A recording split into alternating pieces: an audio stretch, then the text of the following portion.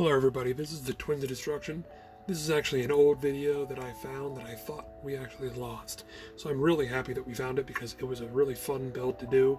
This was from the Alienation movie. This is how we made the mask.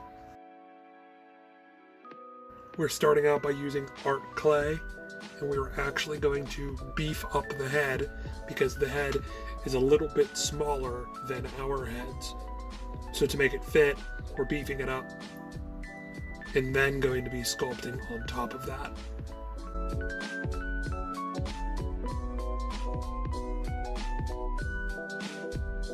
Remember, whenever you are done with this type of clay, to put wet paper towels on top of your sculpt and seal it with a big plastic bag and tie the plastic bag as tight as you can. This is something that we didn't do. We completely forgot about this step and we kept wondering why it kept cracking. We had to fix this sculpt multiple times, and honestly, it could have been a lot worse, and I'm lucky that we actually got out through this project successfully. It was a dumb move on our part, and we want to make sure that you guys don't do the same mistake.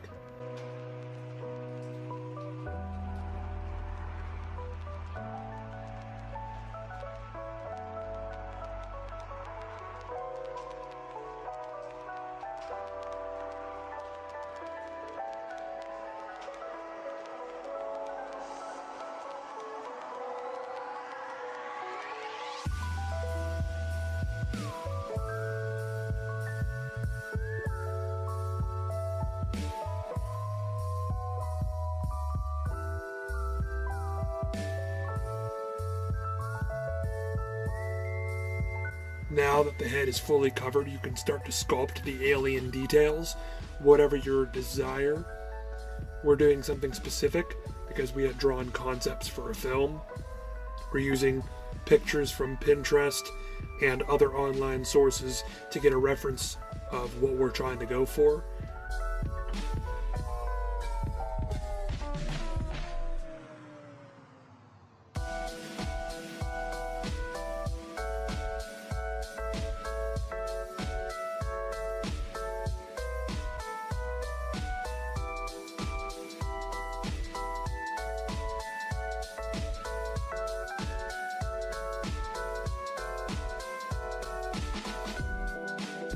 We actually started to pack on the eyes a little more to make the face come down flatter, to give it more of an oblong shape rather than human structure with eye sockets and such.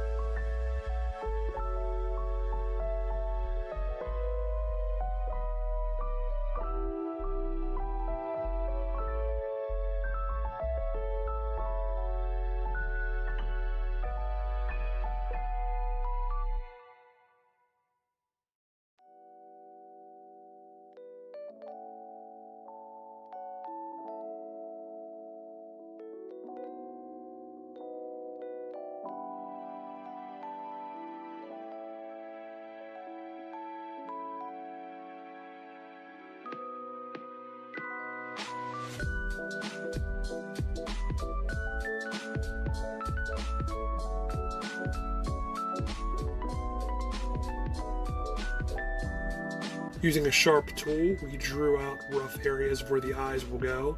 We're actually using one side of a plastic Easter egg, and we're going to be using this for the eyes. We're going to be cutting them down because these are obviously way too big.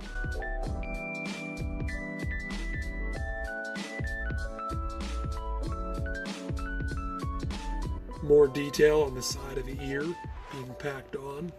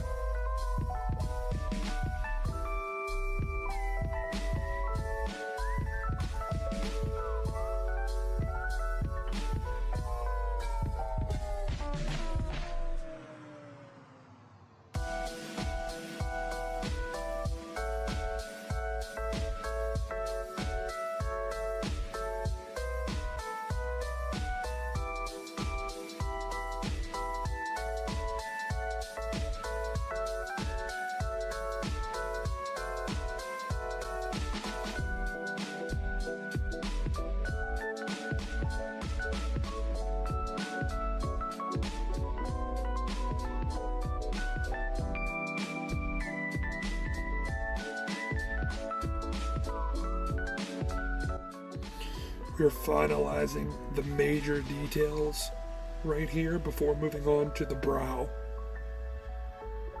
We added details like the spine on the top of the head and the brows, as well as smoothing out all the other bumps and cracks. Just know this, you might want to make the spine bigger if you want it to show even more, as well as the eyes, because latex will make it shrink in the long run.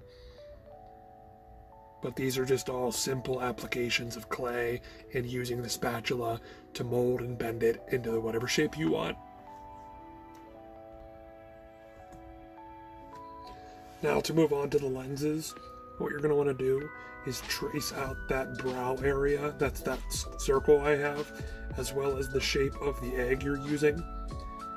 This oval fits inside of the brow as well as this plastic egg.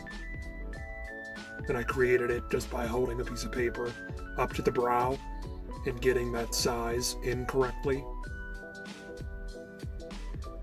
This is the shape I wanted. I wanted that oblong alien classic shape, but if you actually, this is how you trace it, because the shell is too big.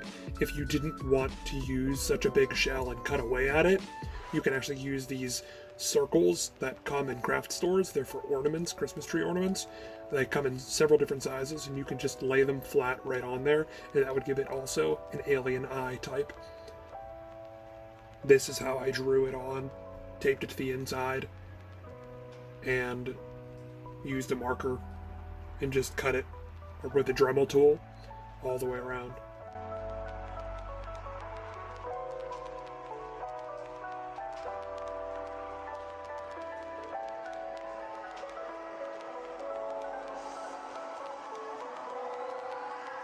When using a Dremel, use eye protection, as well as just be in a well-ventilated area, because when the plastic melts, it gives off fumes because it's plastic, and that's something you don't want to breathe in. So you might even want to wear a gas mask or some sort of mouth apparatus, as well as eye protection, and carefully go around the outside. I went on the outside-ish, roughly, of the red, because you can always sand it. You're going to have to sand it probably, and get a smooth finish.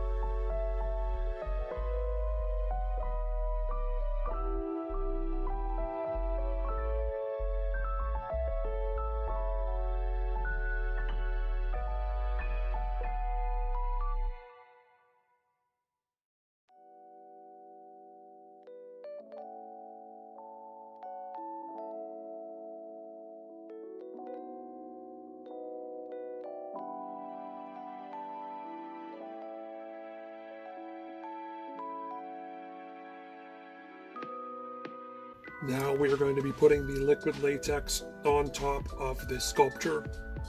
If you have the ability to mold, I would do it. I don't, so I'm going to be doing a one-time mold by literally painting liquid latex directly on top of this clay sculpture. I would like to do a mold, and maybe one day I'll end up doing a cold cast type mold, but right now I'm unable to. When putting these eyes on, we are going to be attaching them directly on with the latex, so then the latex will literally hold it in place, and then we can pop them out later and like make them look tinted and glue them back into place. When putting your latex on, you want to start off on a thin coat, and you can get thicker as you go along, because if it's not thick enough, the latex will rip. But we are just going to be focusing on covering every part, every piece in smooth layers, so we get a smooth, clean finish. We are also wearing masks. I would wear a mask as well as be in a well-ventilated area, because liquid latex also does give off fumes, and you're going to want to protect yourself from that.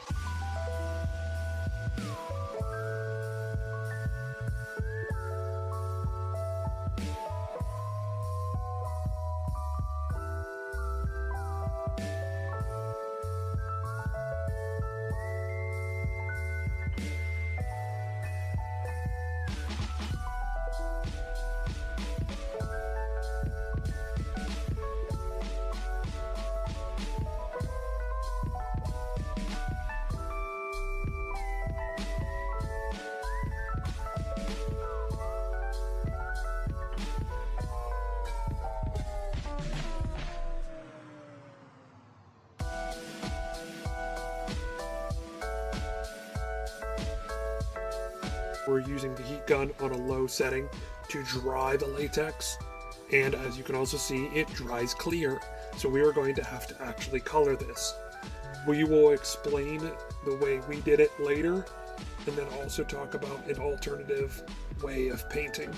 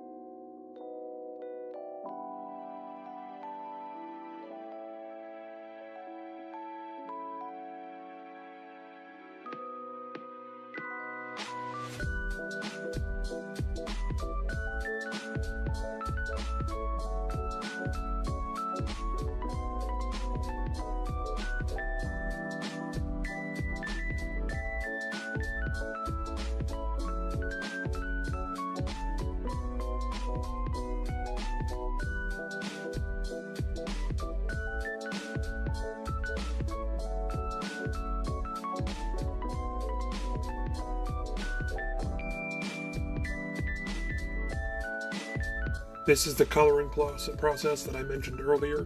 What we ended up using was using food dye from like Walmart. We did like 17 drops of yellow and a couple drops of green and red to make this like weird mustard color. What I mentioned earlier, what I actually would do is just go to Home Depot and get latex paint, latex house paint samples for $5 to $8, which is more expensive than food dye, which is a couple bucks, depends on how much packs of food dye you get.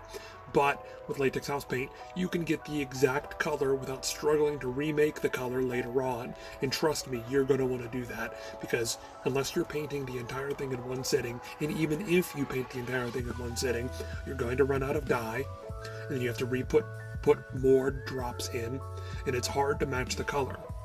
So there are a few spots on the final product that have a bit of color discoloration, but that's fine because it's like, it works for what we're going for. But it could have been a lot smoother in the process and a lot more less time consuming. So there's that to consider. Also, the eyes are glued in place. We did this by holding them where we wanted them and started painting latex around that socket, so we can create the grip that is needed for them to be glued in later on. Before we peel off the mask, we're actually going to put a sealer that we bought online. It's just a latex sealer that is like a clear coat, but for latex. It's optional, but it also does give it a gloss color, which makes it look more slimy and we'll also seal it from water and whatnot. Because this was food dye, I believe because it was food dye, the gloves, which I'll go over, did come off of my pants a little bit because we were out in the rain when we were filming. I'm not sure if that's because it was food dye or if there was not enough sealer on them, but just keep that in mind.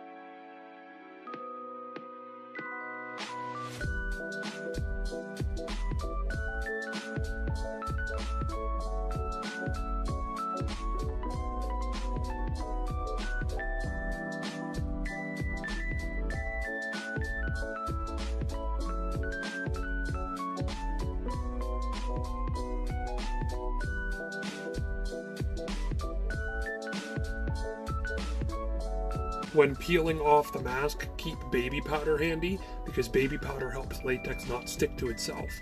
So you're going to want to coat baby powder right above the area you're about to fold. You're going to want to carefully do this because if you rip it off, there's a chance that the stress could rip the mask itself.